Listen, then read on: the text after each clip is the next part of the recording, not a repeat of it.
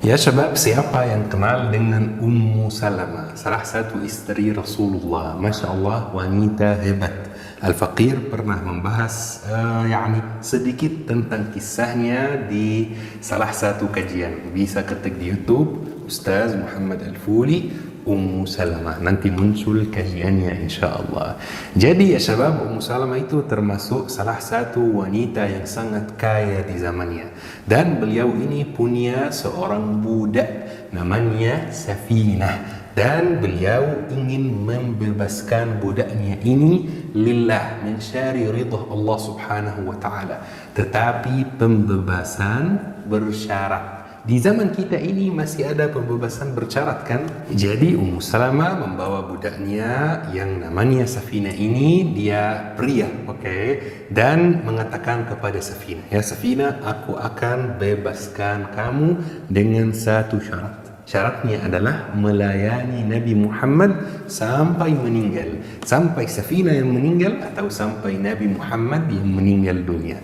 Terima atau tidak syarat ini? Jadi Safinah langsung terima, langsung mau menjadi pria yang merdeka. Dan Safinah mengatakan seperti ini, memang niat aku, kalau aku sudah merdeka, aku tetap menjadi pembantu, aku tetap melayani Nabi Muhammad, walaupun ini bukan syarat Ummu Salamah. Masya Allah, sangat beruntung Safinah ini teman-teman, membantu Rasulullah, melayani Rasulullah, hidup bersama Rasulullah, bisa bersama Rasulullah selalu, belajar dari Rasulullah, makan bersama Rasulullah. Kalau ada masalah, ada pertanyaan di otaknya, langsung bertanya kepada Rasulullah sallallahu alaihi wasallam. Wallahi sangat beruntung Safinah ini. Pokoknya syabab, Safinah tetap melayani Rasulullah sampai Rasulullah sallallahu alaihi wasallam meninggal dunia. Ketika Rasulullah meninggal dunia, Safinah pindah ke kota lain. Kemudian Safinah mulai dicari oleh sahabat-sahabat yang lain. Kira-kira kenapa mulai dicari?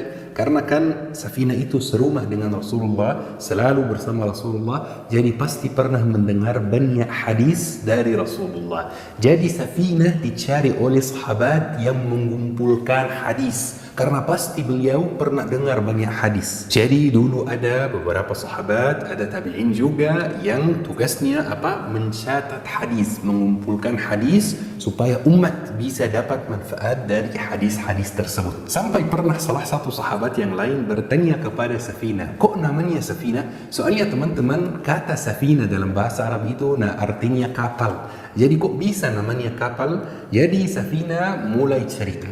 Suatu hari Safinah bersama Rasulullah dan bersama sahabat-sahabat yang lain dalam safar, dan bekal mereka, barang mereka itu sangat banyak, dan hari itu sangat panas. Semua sahabat sudah capek, Rasulullah sudah capek. Jadi Rasulullah panggil Safinah dan bilang ke Safinah, kamu ada sarung tambahan, kain tambahan, bawa sarung ini. Kemudian disuruh sama Rasulullah untuk membuka kainnya, membuka sarungnya.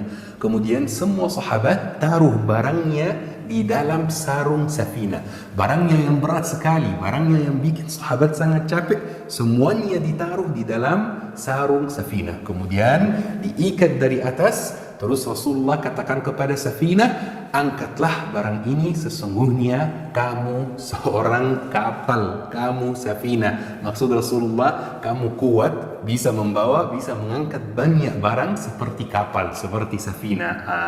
Waktu itu Safinah mengangkat semua barangnya, pasti capek ya kan? Tetapi ternyata Safinah sangat mudah mengangkat barangnya, sangat mudah membawa barangnya sampai tiba di tujuan. Kata Safinah waktu itu, barang yang dia angkat itu seberat 8 sapi teman-teman. 8 sapi Safinah angkat sendiri karena Rasulullah doakan, angkat barang ini, sesungguhnya kamu ini Safinah, kamu ini kapal. Makanya dari waktu itu namanya jadi Safinah. Dan Safinah menolak kasih tahu siapapun tentang nama aslinya, karena dia sangat bangga dengan nama yang Rasulullah kasih kepada dia.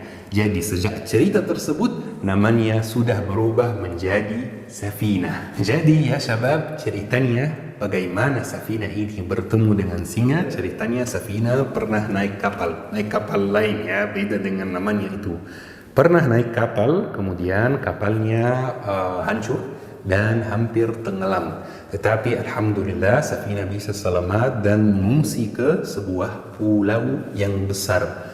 Pas safina keringkan diri dan masuk ke pulau ini mencari warga atau mencari kapal yang lain, mencari perahu untuk balik ke tempatnya, balik ke kotanya, ternyata ada singa yang lapar yang menunggu dia di dalam pulau, di dalam hutan tersebut. Pas safina ketemu singanya, safina kaget dan singanya kelihatannya lapar dan udah siap-siap menyerangi safina. Jadi safina langsung bilang, berhenti, aku ini pelayan, aku ini pembantu Muhammad Rasulullah sallallahu alaihi wasallam. Singanya langsung berhenti dan tidak menyerangi safina. Bahkan singanya mulai mendorong safina ke tempat tertentu. Setelah didorong, ternyata tempat ini tempat berkumpul warga-warga, tempat ada perahu kapal yang balik ke kota Safina. Masya Allah teman-teman. Dan Safina naik kapalnya, balik ke kotanya, balik ke rumahnya dengan selamat, tidak dimakan singa. Baik ya syabab, kira-kira kenapa cerita ini penting? Walaupun terlihat cerita yang sederhana ya. Cerita ini penting ya syabab karena kita sekarang hidup di zaman yang material, zaman yang agak aneh. Semuanya dihitung begini, kalau bisa dipegang dengan tangan berarti aku percaya. Kacamata ini bisa dipegang dengan tangan berarti kacamata ini ada. Tetapi agama kita berbeda. Di agama kita ada yang namanya mu'jizat. Di agama kita ada yang namanya karamah. Walaupun soal karamah itu kadang-kadang disalahgunakan oleh beberapa orang, tetapi terlepas dari penggunaannya yang salah itu, tetap ada dalam agama kita. Budaya yang sangat material, sangat materi itu adalah budaya barat, bukan budaya kita sebagai orang muslim. Jadi tidak masalah kalau dari waktu ke waktu kita saling mengingatkan dengan cerita-cerita yang ada karamahnya, yang ada mu'jizatnya, tetapi cerita yang terpercaya teman-teman. Karena soal karamah itu kadang-kadang sebagaimana saya bilang tadi disalahgunakan oleh banyak orang. Jadi mana sumber cerita yang ada karamah yang terpercaya?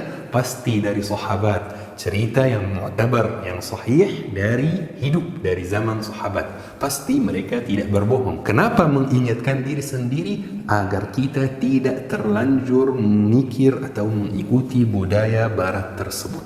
Jadi sangat penting, tetapi yang penting, yang lebih penting lagi adalah cari sumber cerita yang sahih. Sumber cerita yang sahih dari sahabat Rasulullah sallallahu alaihi wasallam. Sahabat Rasulullah tidak mungkin berbohong. Tujuan cerita hari ini adalah mengurangi suasana yang materi, suasana yang material yang ada di zaman kita ini, yang ada dalam kehidupan kita di 2023 ini. Syukran ya syabab, semoga insyaallah cerita hari ini bermanfaat. Subhanakallahumma bihamdik, asyhadu an la ilaha illa anta, astaghfiruka wa atubu ilaik. Syukran. Assalamualaikum warahmatullahi wabarakatuh.